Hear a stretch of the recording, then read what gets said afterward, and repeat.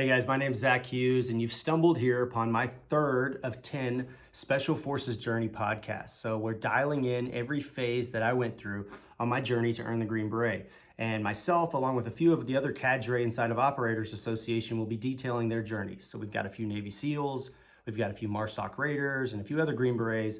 They'll be detailing in very sequential order, just similar to this podcast, exactly what they experienced, the positive highs and really miserable lows of executing their dreams to be in special operations. We hope you enjoy and understand and deep dive into these podcasts and come out with a few tangible things that you need to execute in order to reach your dream. If you're lost and you don't know what the fuck you just found, we'll back up and go watch the first two and stay tuned because we'll be detailing all of our other Cadre members in due time.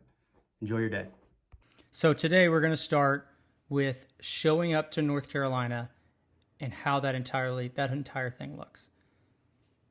So day 0 at North Carolina, you're really in a interesting spot because you're excited. You're super motivated. This is your first time to be in a spot where you're actually going to do Special Forces training. There's 0 Special Forces training done at Fort Benning in Georgia. All of that is just basic level training and then airborne school. North Carolina is where all the Green Beret training is completed. So when you show up there, it's pretty iconic. You show up to the front gate and it's like home of special operations. And this is incredible. I mean, that's where Special Operations was founded. It's where it's also ran. There's a bunch of different higher tier assets around there. All of 3rd Group is there. So there's a big community of Green Berets and operators from higher tier assets as well. So you show up to your barracks. Doesn't matter if you're married or if you're single, you're going to be in a barracks room because you can't bring your wife and your children yet. And there's a Green Beret that comes out, and it's like one of the first times, or maybe if you're blessed in basic training to have a Green Beret, it's like the second time that you've had interaction with one of these guys. And it's his job to kind of make sure that you're in the right place, that you are the right person, get you a room, get you set up. And then for about a week, you go to different various dental and vision and onboarding with all your paperwork into these different offices. And it takes about a week. So you're just walking around. Some guys have cars, most guys don't. I had a car because I drove one from Fort Benning, but for the most part, people don't have their cars yet because they haven't had really time. And you're stuck in this one barracks for about a week or two, just doing that. There's not a whole lot going on. Every morning you've got a formation that's set up by that guy, that one Cadre member that came and talked to you, where he says, "Hey, are you guys almost done with all your paperwork?" And you're like, "No, it's going to take a few more days." And he's like, "Okay, fine." Everything kind of progresses. After you finish all of that and you're actually processed into North Carolina, you don't really have a lot of civilian stuff still. You're really living out of your duffel bag and rucksack just like you did through basic training and airborne school because you haven't had a chance to become like an adult that does things besides that. Maybe you've got a few pieces of clothing because you went out and enjoyed a few weekends during airborne school, but you don't have a lot of stuff. So they move you into the actual Special Forces holdover barracks, which is a little bit different area. And there is where you'll stay up until you go to SOPC. And really through SOPC, your stuff stays there as well. So it's on a separate area. It's not yet in the area where the Special Forces training is conducted or the Special Forces guys live in those barracks. So you're not really near the headquarters. You're kind of segregated. And you really don't even know where the headquarters is at this point. So you're in these weird barracks where you actually have to share one room with someone. Later, you don't have to do that, but at this point, you do. So basically, it's one big room with 2 beds in it, not separated, no like personal sense of security at all or like privacy whatsoever. You're literally in a room with 2 guys in 2 beds, period. Doesn't matter who the guy is. It's all selected randomly, and that's kind of where you're at up until you leave for the SOPC course. So the SOPC course is in the middle of changing right now, but there's a lot of people who want to change it back to the old way and some guys want to move it forward to the new way. Who knows where that's going to be? It could probably change 3 or 4 times in different directions. So I'm going to talk through how it was for me in the summer because it's too hot. So you get a very, very nice dining facility to go get some food. You get a Burger King right next to your barracks room. You get a Subway down the street. You're more than welcome to go to any of that stuff. You can kind of eat on your own. Much different than basic training where everybody ate together and you marched. This is like you're an adult Be here at 6:30 a.m. Done. Be here at 2 p.m. Done. And they give you tasks in between. Be here back at 3:30. Done. Some guys go to the gym. Some guys do whatever they want. But you're really on your own time. And there's not like a big workload put on you because there's not a lot going on, period. The weekends are pretty nice. You get 4-day weekends during this period before you leave for SOPC. So every month of the calendar year has a dedicated USASOC 4-day weekend. And pre-holding, before you even go to SOPC, you really get access to every single one of those. You're going to get every single holiday for every month, a 4-day weekend, period. You can do whatever you want. There'll be restrictions on how far you can go, and that'll be up to you how you attack that. But for the most part, you get a 4-day weekend off completely. Now, what happened to me one 4-day weekend is one of our guys on Saturday night got a DWI that was in my formation. So they literally called everybody up Sunday and was like, hey, come back to work. So if you were in Washington when you're not supposed to be, it was very blatant that you couldn't just hop on a flight and be back in time for a formation. Now, some guys were far away or they were on boats. I mean, you can't all get back. But for the most part, it was like, we're going to stand in this formation until everybody gets back because some idiot got a DWI last night and that he's going to get kicked out. So let me pause right there. I think it's a good point to bring up. If you get an alcohol-related incident in the Q course, you're done. It doesn't matter if you're 30 years old or if you're 20 years old. Anytime that you get arrested, anything that happens like that at all, you're completely done. They're going to send you to the Army, to the big Army is what we call it, the regular Army. So it's really important to keep your nose clean, to stay professional, because honestly, if we tell you, and they tell you all the time, if you get in any trouble, you're out. And if somebody's consistently telling you, if you get in any trouble, you're out, and then you get in some trouble, well, you're probably not the type of guy that can handle maturity on an ODA level regardless. So you've got to stay within the boundaries of what they tell you to do. So I've seen holdover classes that were intense, and I've seen normal, like regular holdover classes. Mine was pretty regular and normal. I one time was driving down the road and it was pouring raining, and I looked over to my left. This is after, like, I was during the Q course, like sometime after SEER school, year and a half later, removed from this prep hold, and I saw a prep hold class low crawling through the mud in the pouring down rain. And we never did anything like that. So I don't know if their guy got a DWI or their cadre was just kind of an asshole. Who knows? But it's very cadre dependent. Those guys were having a very, very terrible day. It was very clear to me. So as you progress, finally they're going to say, okay, you dudes right here, A through H last name, you're going to SOPC this weekend.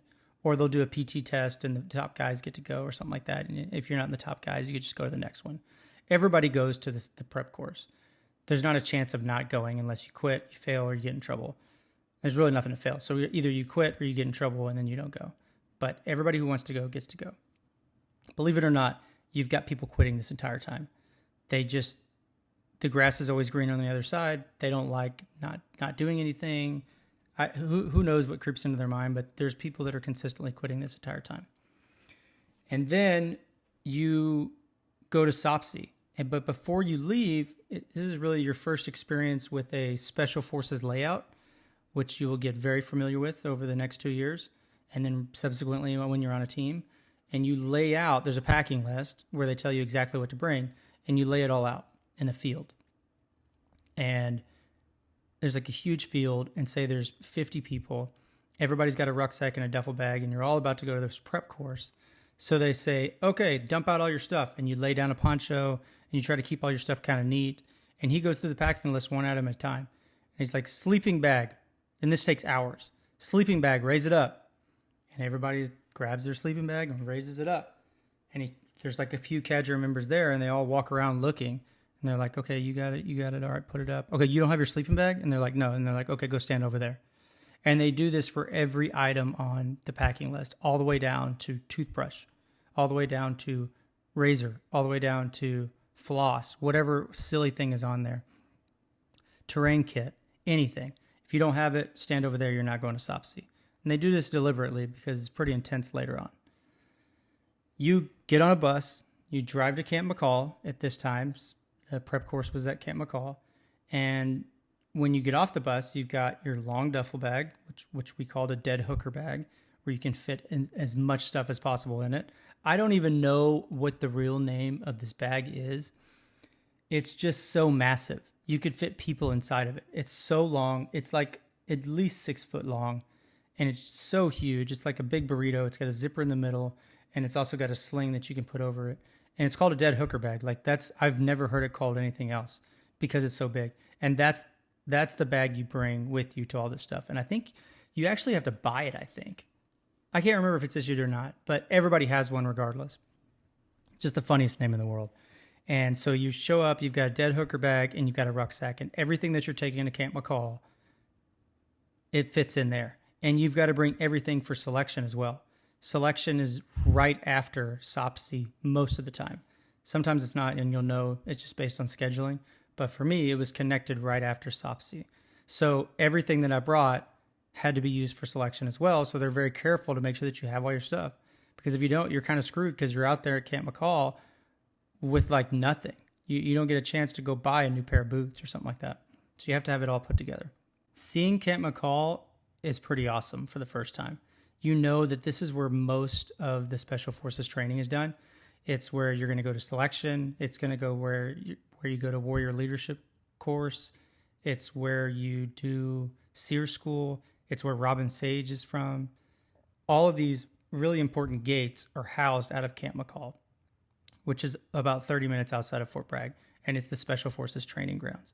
And you're really not even Special Forces. It's actually a Special Operations training ground. You'll see a lot of different soft guys there.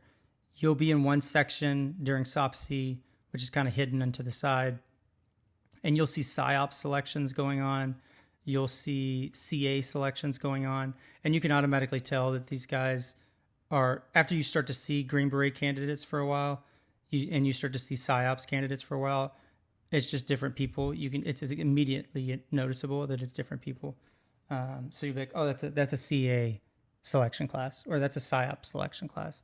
Dead giveaway is you'll walk by these picnic tables, and these guys will be sitting out there separately, and they'll be writing essays for PSYOP selection. No one in Special Forces is writing essays during Special Forces selection. You're getting crushed the whole time. You don't have time to write anything. So you're going to be like, oh, those guys are doing CA selection or PSYOP selection. But you also get to see a lot of guys in the Q course while you're there. You get to see dudes that are in SUT, which is awesome because they have like real weapons and they're coming out from being in the woods for days on end, and they're about a year ahead of you.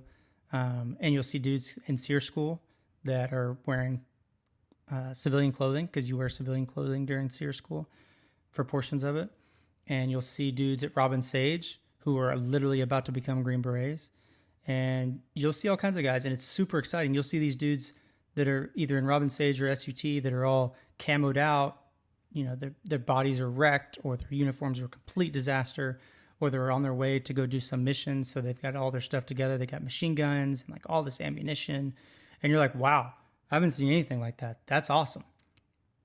And so it's like your first taste of real special operations and real Special Forces dudes and real Special Forces training specifically. Because up until now, you really haven't done anything but got on a bus. You've done like a couple workouts and you went through basic stuff at Fort Benning, but you haven't done any like actual Special Forces training whatsoever. So when you see dudes who are like clearly way ahead of you, it makes it more tangible. And it's like, oh, wow, guys are actually getting deep into this course. Like lots of them. You'll see an SUT class got like hundreds of people. You're like, that's a ton of people all of a sudden that are in the course and that have gone pretty deep into it. So it's really exciting, and it's also really, really motivating to see that. And then you start the prep course. And the prep course is heavy PT that is very, very good. It's heavy rucking. It's heavy running. These workout courses are very methodical and very, very targeted to make you faster, stronger, quicker, and more agile. And it's super, super effective.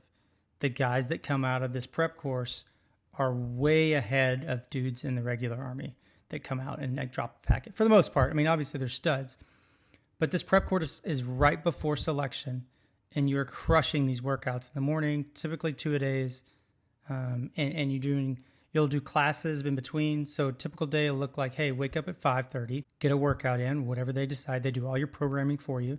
Sprints on the airfield, which is a pretty popular one.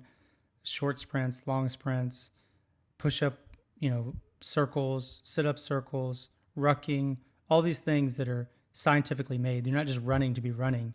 You're like, okay, 10 sprints at 100 meters, resting 45 seconds in between. Like they've got it figured out. And you come out of there way faster than you were. I mean, way faster. So it's super effective. During the day, they'll do blister classes to show you how to patch up blisters. They'll do land navigation classes. They'll do knot classes. They'll do a small land navigation course where they kind of take you into the field and show you how to walk your pace and show you if you drift, see how many paces you have in 100 meters so that you can kind of get a guide for what it looks like.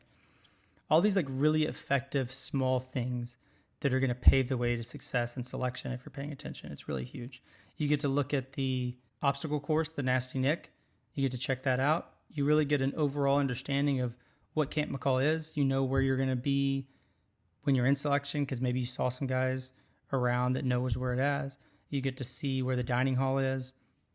All your meals are in the dining facility, so you're not eating MREs during this prep course at all. Everything's structured so that you have plenty of time to eat, 3 meals a day, and you can get whatever you want inside there. And it's really funny when you walk into the Camp McCall DFAC, which you'll do a number of times throughout the next 2 years. There's this iconic lady who's been working there for like 30 years at least. And everyone, when you get to a team, you always like make this joke about this lady. And she's super Southern, and she's like really funny. She's like one of the head people right when you come in. And she always says this saying, and she's like, "What you having? What you having? What you having?" And so when you get on a team, you guys start reminiscing about Camp McCall, and everybody's like, "What you having?" And even guys who've been Green Berets for like 12 years, you're like, "Oh my gosh, was that lady there then?" And they're like, "Yeah." And it's just so crazy and so much fun. So you're actually having a really, really good time during this prep course, in my opinion. The crazy thing is that at night, people are quitting, and people aren't like putting out. People aren't trying. They're not running as much as they can. I'm like basically throwing up at the end of our sprints. I'm trying to beat people that are faster than me. I know what's coming up, and I want to get the most out of it as possible, and you need to do the exact same.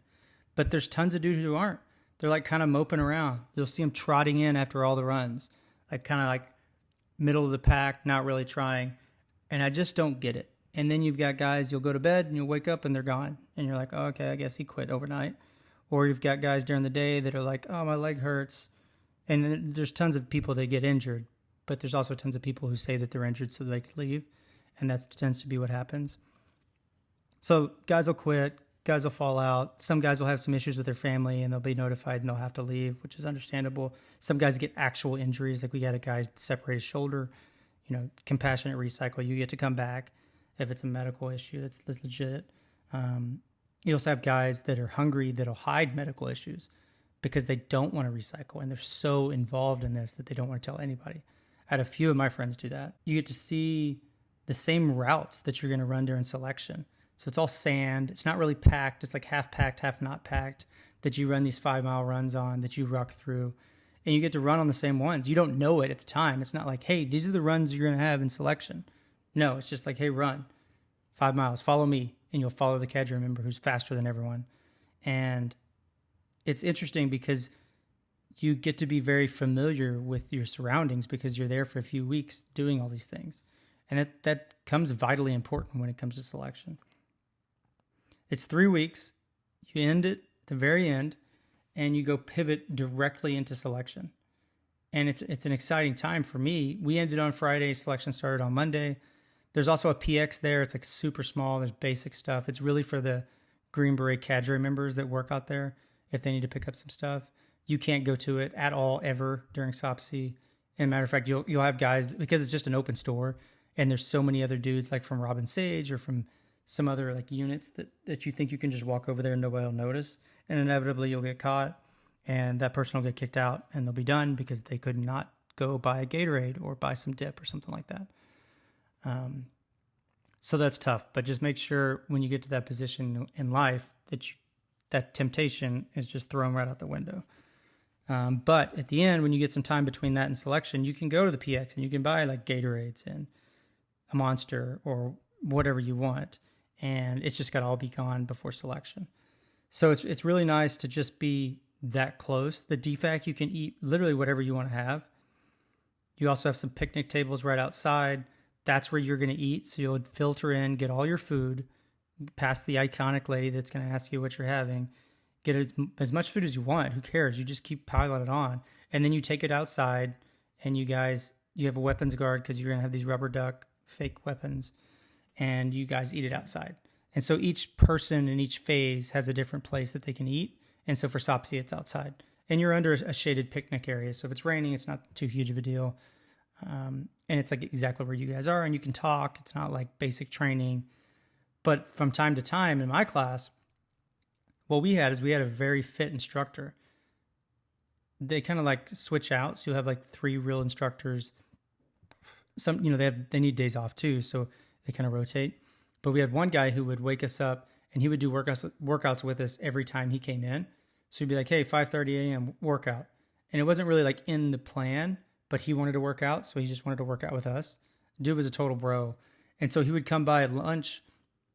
And if you had like a dessert or something like that and you weren't just a complete beast, he would take note of that and he would crush you the next day or the next work. He would just literally remind himself of your roster number or your name.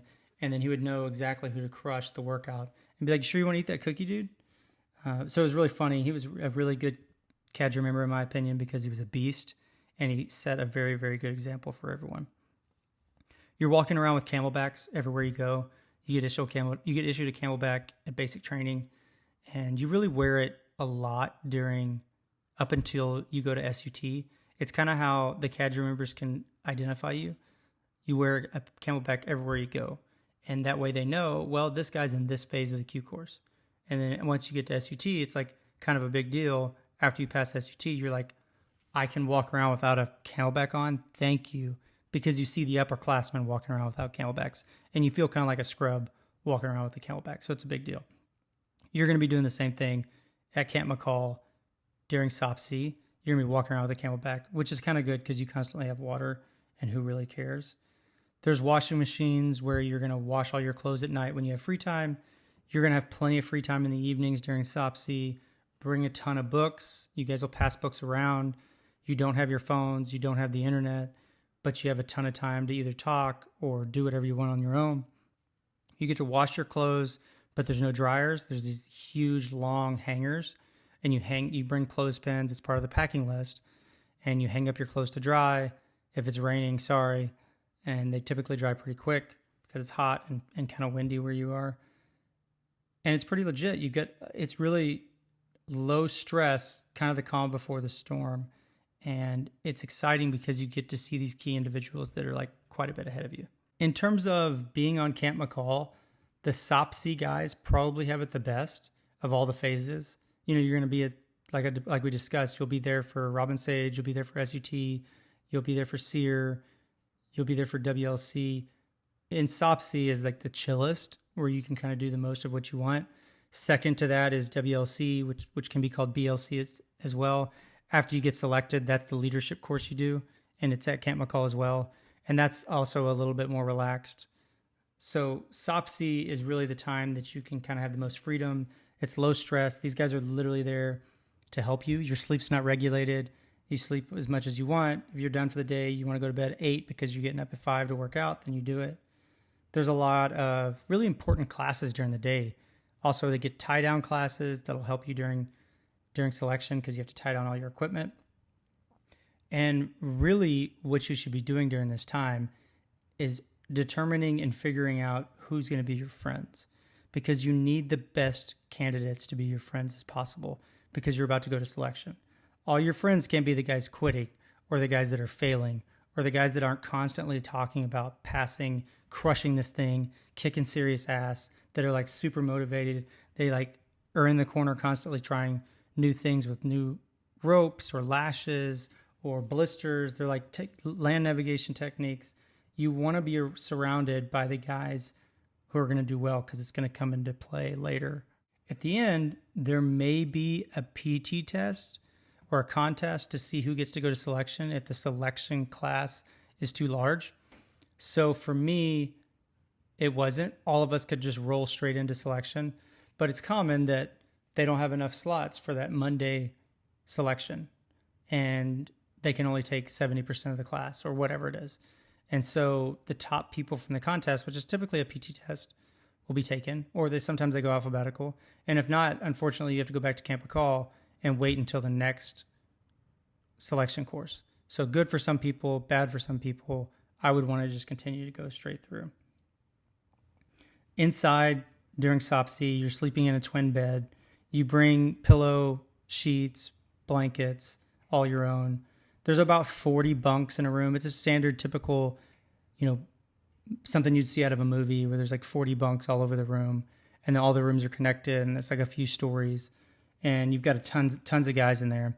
Of course, if you listen to the first episode, then you know what fire guard is. You have a roaming fire guard all night that you have to manage, but it's not nearly as aggressive as it is during basic training. You can just do it in your PTs. They just want somebody awake in case something happens. You're treated like an adult because they're here. The whole concept of this preparation course is to get you as prepared as possible. That's it. It's the only chance you're going to get people to actually help you to prepare. And then selection starts the next day.